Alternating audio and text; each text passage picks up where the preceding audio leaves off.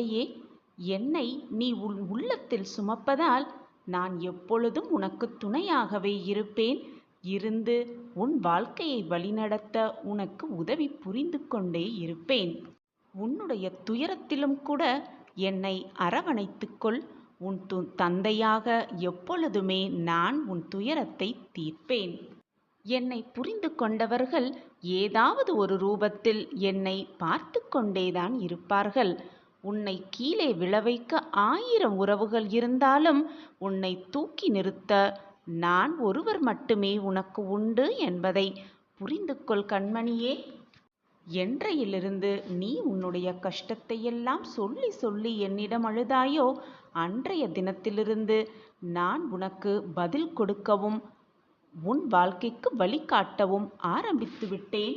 எப்பொழுதுமே உன் மனதை அலைப்பாய விடாமல் என்னுடைய நாமஸ்மரணத்தை சொல்லிக்கொண்டே இரு. அப்பொழுது உனக்கு என்னுடைய பதில்கள் எல்லாம் புரிய வரும். உன் வாழ்க்கையில் எல்லாமே நல்ல விதமாக போய்கொண்டே இருக்கும். நீ எதற்குமே பயப்பட தேவையே இல்லை.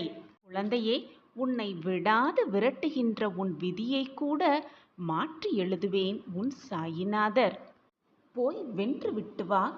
என்னவென்றாலும் என்ன சாதித்தாய் என்றுதான் உன்னை சுற்றி இருப்பவர்கள் அனைவரும் கூறுவார்கள்.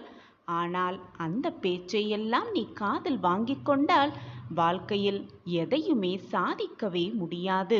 எனவே சாதிக்க போய்கொண்டே இரு. யார் பேசுவதையும் காதில் வாங்கிக் கொள்ளாதே. உன்னோடு இருப்பது உன் சாயப்பா, என்னோடு இருப்பது என் சாயப்பா என்று நம்பிக்கையோடு சொல்லிக்கொண்டே சென்று கொண்டே இரு. உன் வழியை பார்த்து கொண்டு வழியில் பேசுபவர்களையும் உன்னை ஏளனமாக தூற்றுபவர்களையும் நினைத்து வருந்தாதே. போய்கொண்டே இரு உன் வாழ்க்கையில். என்னை மீறி எதுவுமே உனக்கு நடக்காது என் தங்கமே. உன்னுடைய துன்பங்கள் அனைத்தையும் அடித்து விரட்டி தவிடு பொடியாக்க உன் சாயப்பா வந்துவிட்டேன். உன்னுடைய போராட்டங்கள் ஏங்குதல்கள் அனைத்தையும் விட்டுவிட்டு உன் சாயப்பாவையே சார்ந்து இரு. உன்னுடைய பிரச்சனை அனைத்தையும் தீர்க்கும் வல்லமை உன் சாயப்பாவிற்கு உண்டு என்று உனக்கு தெரியும் தானே? பின் ஏன் மனதை போட்டு குழப்பிக் கொண்டிருக்கிறாய்? உன்னை விடாது துரத்தும் உன் விதியையும் மாற்றி எழுதுவேன். கண்ணிமைக்கும் நேரமே போதும், அடுத்த கணமே உன் வாழ்க்கையை மாற்றி அமைக்கும் வல்லமை உன் சாயப்பாவிற்கு உண்டு. நீ கேட்டது எல்லாம் நிச்சயமாக உனக்கு கிடைக்கும். சிறிது கால தாமதமாகலாம், ஆனால் தப்பாமல் கிடைத்துவிடும். நான் உன்னுடைய தாகத்தை தீர்ப்பதற்காக வருவதற்குள், அது மட்டும் அல்லாமல் உன் கேள்விக்கான பதிலை எடுத்துக்கொண்டு வருவதற்குள் உன் மனம் சஞ்சலமடைந்து எங்கோ சென்று விடுகிறாய். பின் எப்படி நான் வருவதை உன்னால் உணர்ந்து கொள்ள முடியும்? நான் பேசுவதையும் உன்னால் புரிந்து கொள்ள முடியும்? நான் எப்பொழுதும் உனக்காகவே இருக்கிறேன் என் கண்மணியே. பாரத்தையெல்லாம் என் மேல் அப்பொழுது உன் மனதிற்கு சிறிது நிம்மதியாக இருக்கும். எப்பொழுதுமே உன் சாயப்பாவை சார்ந்தே இரு. உனக்கு கிடைக்க வேண்டிய நல்லது நிச்சயமாக உன் கைகளுக்கு கொண்டு வந்து சேர்க்கும் வேலையை நான் பார்த்து கொண்டிருக்கிறேன். எனவே இதில் சந்தேகமே வேண்டாம். தப்பாமல் உனக்கு கிடைக்க வேண்டியது உனக்கு என்று எழுதப்பட்டது உன் கைகளுக்கு வந்து சேரும். அதை சேர்க்கும் வேலையை நான் பார்த்து கொள்கிறேன். கஷ்டம் என்பது இந்த உலகத்தில் உள்ள அனைவருக்கும் வருவதுதான். அந்த கஷ்டத்திலிருந்து, கஷ்டத்தின் பிடியிலிருந்து யாருமே தப்புவதே இல்லை. அது எப்படி சாயப்பா உங்களுக்கு தெரியும் என்றுதானே கேட்கிறாய்? நான் தான் உன்னை பார்த்து கொண்டே இருக்கிறேனே. இதை பற்றியெல்லாம் உனக்கு தெரிந்தும் உணர்ந்து கொள்ளாமல், புரிந்து கொள்ளாமல் இருக்கிறாய். மற்றவர்களுக்கு கஷ்டம் வந்துவிட்டால் முன்னாலெல்லாம் ஓடிப்போய் அவர்களுக்கு ஆறுதல் சொல்வாய். இப்பொழுது உனக்கே கஷ்டம் என்ற நிலை வந்ததும் மனம் பொறுத்து கொள்ள முடியாமல் ஏதோ நினைப்போடு வாழ்க்கையில் பிடிப்பே இல்லாமல் வாழ்ந்து கொண்டிருக்கிறாய். பிறந்தது முதல் கஷ்டங்களோடும் தொல்லைகளோடும் வேதனைகளோடும் வாழ்கிறேனே. என்னை மீட்டெடுக்க யாருமே இல்லையே என்று புலம்புகிறது உன்னுடைய மனம். இப்படி மனக்குமுறலோடு இருக்கும் பொழுதும், மனவேதனையோடு இருக்கும் பொழுதும் என் கண்களை நன்றாக உற்றுப்பார். விடாது துரத்தும் விதியை கூட மாற்றி எழுதுவேன் என் செல்லமான கண்மணிக்காக. என் கண்களை எப்பொழுது நீ உற்று நோக்குகிறாயோ அப்பொழுதே விடுதலை படியில் நீ காலடி எடுத்து வைத்து விட்டாய், முதல் அடியை எட்டிவிட்டாய் என்றுதான் அர்த்தம். அனைவர் மீதும் அன்பு கொண்டிருக்கும் நான் உன்னையும் பாதுகாப்பேன். நீ துக்கமாகவும் வேதனையாகவும் இருக்கலாம், மன கஷ்டத்தோடு மன வலியோடும் இருந்து கொண்டிருக்கலாம். வருத்தப்படாதே, எப்பொழுதும் பொறுமையை கடைப்பிடி. அனைத்தையும் சகித்து கொள்ள பழகிக்கொள். கவலையை விட்டு ஒழித்துவிடு. அமைதியாக இருக்க பழகு. உனது துக்க நாட்களெல்லாம் முடிந்துவிட்டது. என் வார்த்தைகளின் மீது நம்பிக்கை வை என் குழந்தையே. என் மீது விசுவாசமாக இரு, நம்பிக்கையாக இரு. நான் பார்த்து கொள்கிறேன் அனைத்தையும். மனம் வேதனையால் புண்ணாகிவிட்டதே என்று வருத்தம் கொள்ளாதே. இதோ என்னுடைய மென்மையான கரங்களால் உன்னை வருடிக்கொண்டு உன் பக்கத்தில்தான் நான் அமர்ந்து கொண்டிருக்கிறேன். உன் வலிகளுக்கும் வேதனைகளுக்கும் மருந்தாக நான் இருப்பேன் குழந்தையே. விரைவில் அனைத்து இன்பங்களையும் பெறுவாய். விடாது துரத்தும் உன் விதியை நிச்சயமாக வென்று காட்டுவாய். உன் வாழ்க்கையில் இதுநாள் வரை சோகம் மட்டுமே நிறைந்து இருந்த உன் வாழ்வில் இனி சந்தோஷம் பொங்கி வழியப் போகிறது. உன் சாயப்பா உனக்காக அந்த திட்டத்தை தீட்டிவிட்டேன். உன் விதியை மாற்றி எழுதிவிட்டேன். உன் வாழ்க்கையில் இனி சந்தோஷம் மட்டுமே குடிக்கொண்டிருக்கப் போகிறது.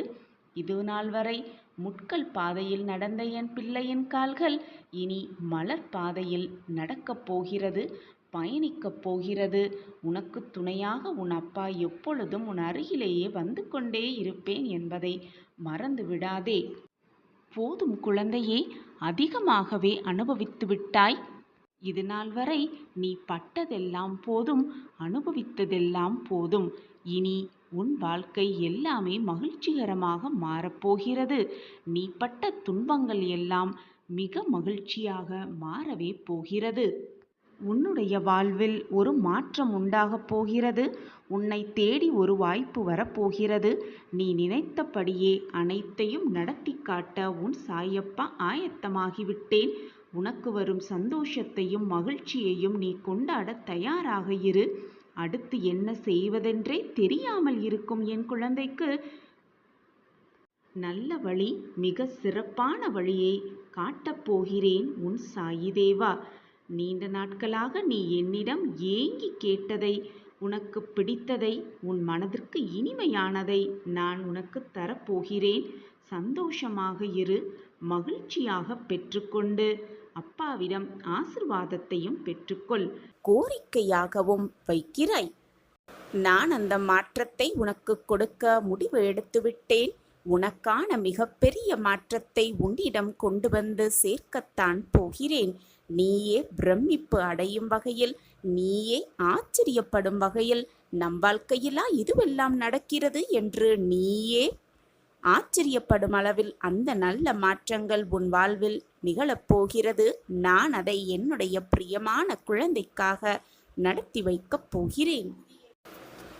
நோயற்ற வாழ்வு, நிரந்தர வருமானம் கூடிய வேலை, நிலையான வேலை, திருமண பாக்கிய கைகூடல், குழந்தை பாக்கிய கைகூடல், இப்படி எல்லா பிரார்த்தனைகளும் நிறைவேறி உன்னுடைய வாழ்வு மகிழ்ச்சிகரமாக, ஆனந்தகரமாக, நிம்மதியாக வாழும் அந்த நல்ல நேரத்தை என் குழந்தைக்காகவே நான் ஏற்படுத்துவேன்.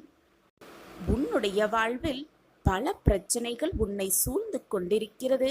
பல பிரச்சனைகளுக்கு நடுவில் தான் நீ வாழ்ந்து கொண்டிருக்கிறாய் தைரியமாக என்பதையும் நான் அறிந்து வைத்து கொண்டுதான் இருக்கிறேன். அன்றிலிருந்து இன்று வரை நான் ஷீரடியிலிருந்து கொடுக்கும் என்னுடைய உதியே எல்லா கஷ்டங்களுக்கும், எல்லா நோய்களுக்கும் அது மருந்தாகவே இருக்கும். அது மட்டுமல்லாமல் உன் வாழ்வில் நடக்கும் அத்தனை பிரச்சனைகளையும் நானே முன்னின்றி அதை முழுவதுமாக உனக்காகவே நடத்தி வைப்பேன். நம்பிக்கையோடு என்னை, முழு நம்பிக்கையோடு என்னை வணங்கிக் கொண்டே இரு. உன்னுடைய பிரார்த்தனையை வைத்து கொண்டே இரு. நான் உன்னை சர்வ நிச்சயமாக காத்து ரட்சிப்பேன். மறந்தும் கூட மற்றவர்களுக்கு துரோகம் மட்டும் நினைத்து விடாதே. உன் எண்ணம் போல்தான் உன் வாழ்வு அமையும் என்று நான் மீண்டும் மீண்டும் உனக்கு வலியுறுத்திக் கொண்டே இருக்கிறேன். பல முறை உனக்கு அறிவுரையும் வழங்கியிருக்கிறேன்.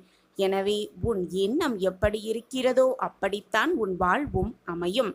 எண்ணத்தை நல்ல எண்ணமாக வைத்துக்கொள், நல்ல சிந்தனையாக வைத்துக்கொள். மற்றவர்களுக்கு நல்லதையே செய்து கொண்டே இரு. உன் எண்ணம் போல், உன் செய்கை போல், உன்னுடைய நினைவு போல் எல்லாம் உனக்கு நல்ல விதமாகவே நடக்கும், நல்ல விதமாகவே அமையும், நிரந்தர நன்மையாகவே இருக்கும். அனைத்தும் உன்னிடமே நிலைத்திருக்கும்படி நான் உன்னை ஆசிர்வதித்துக் கொண்டே இருப்பேன். உன் சாயப்பா உன்னோடு இருக்கும் வரை எதற்குமே நீ பயப்பட வேண்டிய அவசியமே இல்லை.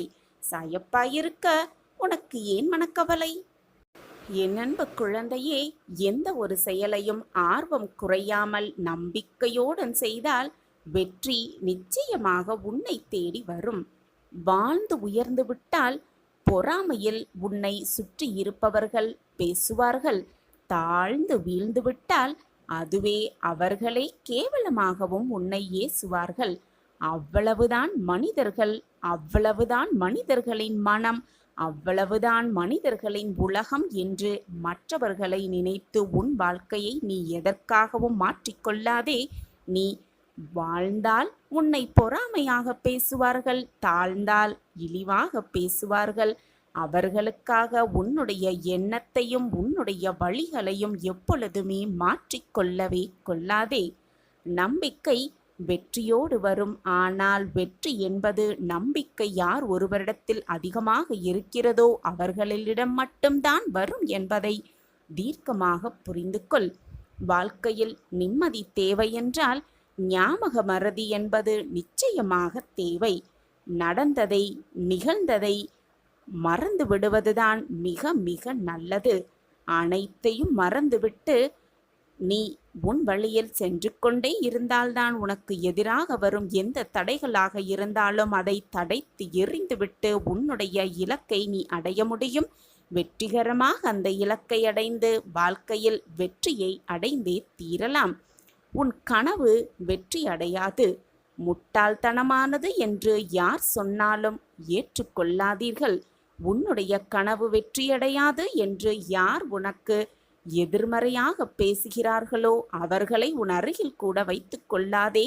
உன்னால் முடியும், உன்னால் முடியாததையும் உன்னால் முடித்து காட்ட முடியும் என்று யார் உன்னிடம் நேர்மறையாக கூறுகிறார்களோ அவர்களோடு மட்டுமே உன் பழக்கத்தை வைத்துக்கொள். அவர்களோடு மட்டுமே உன் எண்ணத்தை வெளிப்படுத்து. ஏனென்றால் அவர்கள்தான் உன் வாழ்க்கைக்கு மிக நல்லவர்களாகவே இருப்பார்கள். ஒருவருக்காக எதை வேண்டுமானாலும் விட்டு கொடுத்து விடலாம். உன் புன்னகையை ஒன்றை தவிர எது வேண்டாலும் மற்றவர்களுக்காக நீ விட்டு கொடுத்தே விடலாம். சாதிப்பதற்கான எண்ணம் உன்னுடைய ஆள் மனதில் தோன்றிவிட்டால் எது இருந்தாலும் இல்லை என்றாலும் கூட உன்னால் சாதிக்க முடியும். உன்னுடைய விடாமுயற்சியால் உன்னால் நிச்சயமாக சாதிக்க முடியும். ஆனால் சாதிக்கும் எண்ணம் உன் அடி மனதிலிருந்து எழ வேண்டும். அன்பு பிரியமே, அழகாய் பேரழகாய் வாய்ப்பது எல்லாம் வாழ்க்கை அல்ல குழந்தையே.